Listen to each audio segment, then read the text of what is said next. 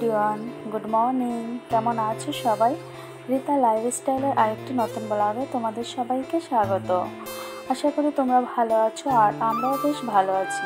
তো বন্ধুরা, আমার চ্যানেলে যদি নতুন হয়ে থাকো অবশ্যই চ্যানেলটি সাবস্ক্রাইব করো, আর যারা এই কাজটি করেছো তাদেরকে আমার অসংখ্য ধন্যবাদ। তো চলো বন্ধুরা, এখন থেকে তোমাদেরকে সঙ্গে নিয়ে আজকে ব্লগ শুরু করছি। তোমরা প্রথম থেকে শেষ অবধি দেখতে থাকো, আশা করি তোমাদের ভালো লাগবে। দেখো বন্ধুরা, আমি এই যে আমটা মিক্সি করলাম কেন, আম দিয়ে আজকে আমার শাশুড়ি মা আম শক্ত করবে। তো বললো, বৌমা আমটা আজকে ভালো করে আমাকে একটু মিক্সি করে দিও, আমি ওটাকে জ্বালিয়ে তারপরে আম শক্ত দেবো। কারণ জ্বালালে না আমের থেকে যে জলটা আছে ওটা অনেকটা টেনে যায়, তারপরে রোদে দিলে খুব তাড়াতাড়ি শুকিয়ে যায়।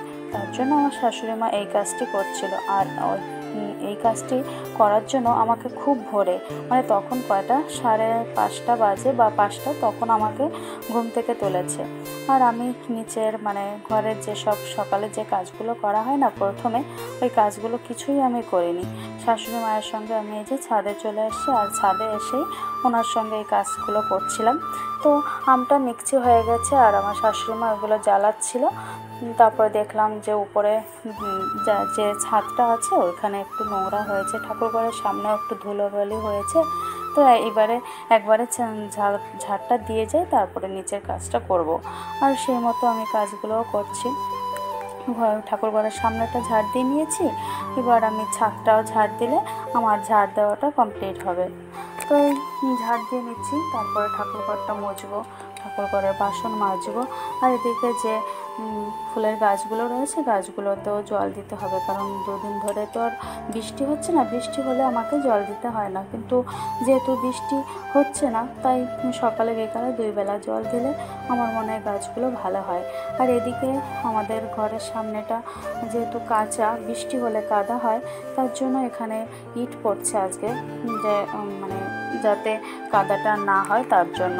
আর সেটাই তোমাদের প্রথম দেখাচ্ছিলাম যে লরিতে করে ইট এসছে। তো আমার ঘর ছাদটা ঝাড় দেওয়া হয়ে গেছে আর ঠাকুরের বাসনটাও মাজা হয়ে গেছে। তো এখন আমি ঠাকুর ঘরটাও মুছে নেব। তো এইদিকে শাশুড়িমা বলছে, আমার আমটা জ্বালানো হয়ে গেছে, তুমি আম শক্ত থালাটা দিয়ে যাও। মানে আগে আমাদের 2 দিন ধরে আম দেওয়া হচ্ছে থালায়, যেটা রোদে দিয়ে একটু শুকিয়ে নেওয়া হয়েছে। তো আজকেও বেশ কিছুটা দেওয়া হবে, এটা সকালে আর দিতে হবে না, তো সুন্দর একটা আম শক্ত হয়ে যাবে। তো এটা আজকে যদি খুব রোদ হয় তাহলে বিকাল অবধি সুন্দর শুকিয়ে যাবে। তো 2 কি 3টে আম শক্ত দেওয়া হয়েছে। তো এগুলো দিচ্ছে শাশুড়ি মা, আর আমি এদিকে আমার হাতের কাজটা করছি। আবার তার মধ্যে যখন আমাকে ডাকছে তখন আমি সঙ্গে কাছে যাচ্ছি। তো এই যে দেখো বন্ধুরা, গাছে আমি জল দিয়ে দিচ্ছি, কারণ সকালে বিকালে গাছগুলোতে যদি জল দেওয়া না হয় গাছগুলো নেতিয়ে যাবে। আর এখন না বেশ কিছুদিন আগে খুব ফুল ফুটেছিল, এখন আবার ফুলের সংখ্যাটা কমে গেছে। আর আজকে দেখো বন্ধুরা, একটা ক্যাকটাস গাছের ফুল ফুটেছে, খুব সুন্দর এই ফুলগুলো। জলটা দিয়ে নিই, তারপরে তোমাদের সুন্দর করে দেখিয়ে দিচ্ছি। আর এই গাছগুলোতে এখন আজকে না ফুলই ফুটেনি, 1টা কি 2টো ফুল ফুটেছে। প্রতিদিন ফুল ফোটে, কিন্তু আজকে একদমই ফুল ফোটেনি। আর বেশ কিছুদিন হচ্ছে ফুল বেশি ফুটছে না। আর এই যে দেখো বন্ধুরা, ক্যাকটাস গাছে কত সুন্দর ফুল ফুটেছে। তো আমার উপরে কাজটা কমপ্লিট করে আমি চলে এসেছি, নিচে চলে যাচ্ছি। আর এখন যে দেখবো, আমার ছেলে হয়তো এখনও ওঠেনি, কারণ ও নিজের থেকে একবারও ঘুম থেকে ওঠে না যতক্ষণ না আমি না ডাকি। আর দেখো বন্ধুরা, রোদটাও কিন্তু উঠে গেছে, এই জানলা দিয়ে দেখা যাচ্ছে অনেক রোদ উঠেছে। তো নিচে এই যে চলে আসছি, আর দেখি আমার সোনা পাপারা কি করছে। আমার টিনা সোনাও কিন্তু যতক্ষণ ঘরে আমার ছেলে ঘুমিয়ে থাকে ততক্ষণ ও শুয়ে থাকে, মানে ডাকাডাকি করে না। দেখো ঘরে কত রোদ, কিন্তু এদের কোনো ওঠার ইচ্ছাই নেই। এই যে টিনা সোনা চুপ করে রয়েছে, আর আমার পাপা তো বেহুশ হয়ে শুয়ে রয়েছে, অথচ ঘরে রোদ চলে এসেছে। এখন বাজে দেখো 7:30, আর আমার নিচের কোনো কাজেই এখনও হাত দিইনি। কি জানি আজকে কত সময় লাগবে আমার সব কাজ কমপ্লিট করতে। তো আগে আমি ঝটপট করে টিনাকে যে বের করে দিচ্ছি, টিনা সোনাকে। আর ছেলেকে ডাকছি কিন্তু আর উঠছে না, শুধু এপাশ আর ওপাশ করছে। তো আমি কি করলাম, আগে আমি মশারিটাই খুলে দিচ্ছি, যাতে মশারি খুলে দিলে ও নিজের মতন করে উঠে যাবে, তাই জন্য মশারিটা খুলে দিয়েছি। আর বারবার ডাকছি কিন্তু উঠছে না। আর আজকে তো সকালে ওর পড়া নেই, তাই জন্য ওঠারও তেমন ইচ্ছা নেই, আর ওই জন্যই শুয়ে আছে।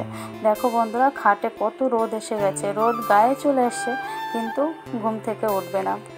আর আমি ওর আর ডাকছি না, কারণ আমার যে কাজে দেরি হয়ে যাচ্ছে, ওই জন্য আমিও ঝটপট করে সব কাজগুলো সেরে নিচ্ছি। তো বিছানাটা একটু গুছিয়ে নিয়ে আমি ঝটপট এই ঘরটা ঝাড় দিলাম। আর ঝাড় দেওয়ার পরে না মনে পড়েছে যে আজকে তো মাছটা বের করা নেই, কারণ ফ্রিজে মাছ থাকলে বের করে সঙ্গে সঙ্গে রান্না করা যায় না। তার জন্য আমি কি করেছি, ফ্রিজ থেকে আগে মাছটা বের করে নিচ্ছিলাম। এই ঘরটা ঝাড় দেওয়া হয়ে গেলে আমি মাছটা বের করে নেব।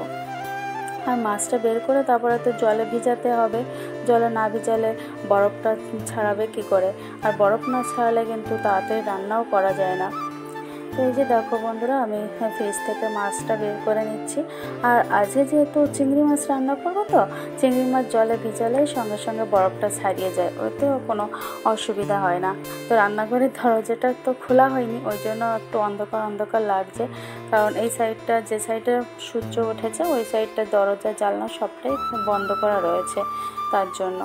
আর এখানে দুধটা কালকে রাত্রে ফ্রিজে রাখতে ভুলে গেছে, ওই জন্য দেখছি যে দুধটা কেটে গেছে কিনা। তারপরে দেখছি কলিং বেল বাজছে, তো বাইরে যে দেখছি কাউকেই দেখা যাচ্ছে না, কিন্তু কে বাজিয়েছে তাও জানি না। তারপর আমি আবার চলে এসেছি রান্নাঘরে এসে মানে কিছু সিদ্ধ ভাত বসিয়ে দিয়েছি, যে দেরি হয়ে গেছে তার জন্য আলু ডিম সিদ্ধ দিয়েছি। আর শাশুড়িমা বলছে কলা সিদ্ধ দিতে হবে, একটা বিচি কলা আছে ওইটাকেও সিদ্ধ দিয়েছি। ছেলে বলছে কাঁঠালের দানা সিদ্ধ খাবো, সেটাও আমি দিয়েছি। মানে আজকে সব আমি সিদ্ধ দিয়ে রান্না করছি। তা খাওয়া দাওয়া পরে সেই হাতে আবার আমি দুপুরের সবজিও কেটে কেটে রেখেছি। তো দেখো বন্ধুরা, বাইরে এসেছি, খুব শব্দ হচ্ছে, তো দেখছি এখানে ইট ভাঙা মেশিন এসছে। আমি এই প্রথম দেখলাম ইট ভাঙা মেশিন, মানে একটা করে ইট মেশিনের ভিতর দিচ্ছে আর ভেঙে যাচ্ছে। আর এই যে আমাদের ঘরের সামনে সেই খোয়াগুলো ফেলছে।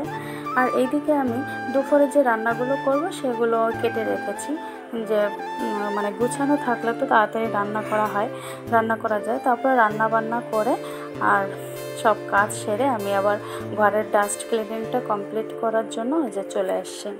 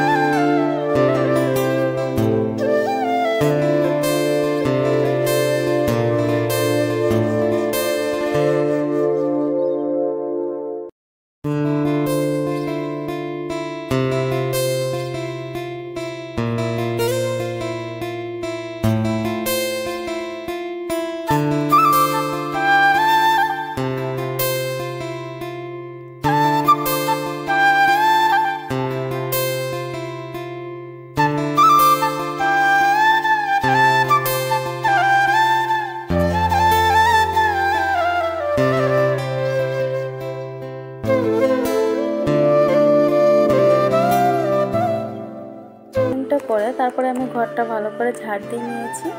আর ঝাড় দেওয়ার পরে এই যে ঘরটা মুছেও নিচ্ছি, কারণ চান করার আগে এই কাজগুলো করা হয়ে গেলে ভালো হয়, কারণ চান করার পরে আর এই কাজগুলো করা যায় না।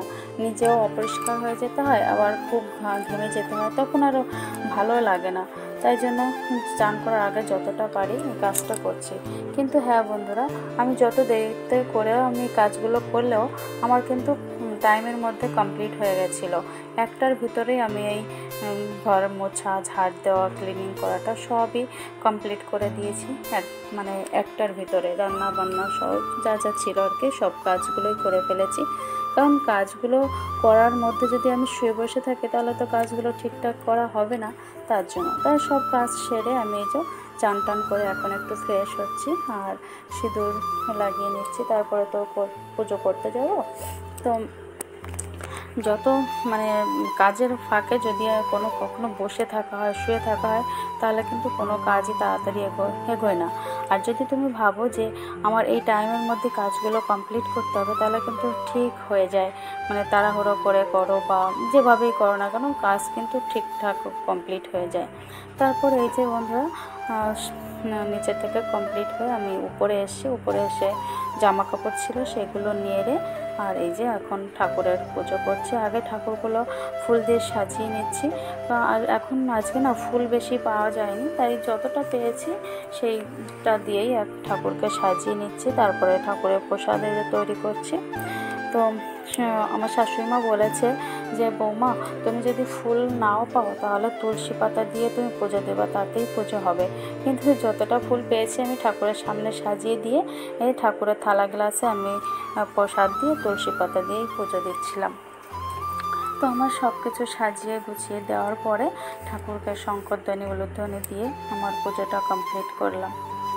তো চলো বন্ধুরা, আমার ভিডিওটি যদি তোমাদের ভালো লেগে থাকে অবশ্যই একটা লাইক করো, কমেন্ট করো, আর চাইলে চ্যানেলটি সাবস্ক্রাইব করে রেখো। তারপর ঠাকুরের পুজো করে আবার নিচে যে সবাইকে খাবার দাবার দেব। আর নিচের থেকে আমি আওয়াজ পাচ্ছি, আমার টিনা সোনা বারবার ডাকছে মা মা করে, হয়তো ওর খিদে লেগে গেছে তার জন্য। এই দেখো আমি উপর থেকে নিচে নামছি তো, আর ও আমার দিক তাকিয়ে রয়েছে আর মানে ডেকেই যাচ্ছে সমানে। কিন্তু ডাকাটা তো রেকর্ডিং করা হয়নি, তাই জন্য আর শোনানো হলো না। ও সুন্দর ডাকে মা মা, ও মা। আমার ছেলে যেরকম করে ডাকে ঠিক সেরকম করে ডাকে। তারপর এই যে খাবার দেবো এখন। ছেলে অলরেডি আগেভাগে খাবার খেয়েই নিয়েছে, ও এখন শুয়ে পড়েছে আর আমি শ্বশুর শাশুড়িকে নিয়ে খাবার খেতে বসে গেছি। তো আমাদের খাওয়া দাওয়া কমপ্লিট করার পরে আমাদের খাওয়া দাওয়া কমপ্লিট হয়ে গেছিলো, 2টার মধ্যেই আমাদের কমপ্লিট হয়ে গেছিলো। তারপরে খাওয়া দাওয়া কমপ্লিট হলে সবাই যার যার মতো আমরা একটু শুয়ে বসে থাকি। তো চলো বন্ধুরা, আমরা খাবার খেতে খেতে আজকে তোমাদের থেকে বিদায় নিয়ে নিচ্ছি। দেখা হবে খুব শীঘ্রই। ততক্ষণে তোমরা ভালো থেকো, সুস্থ থেকো, আর নেক্সট ব্লগের জন্য বসে থেকো বন্ধুরা। টাটা।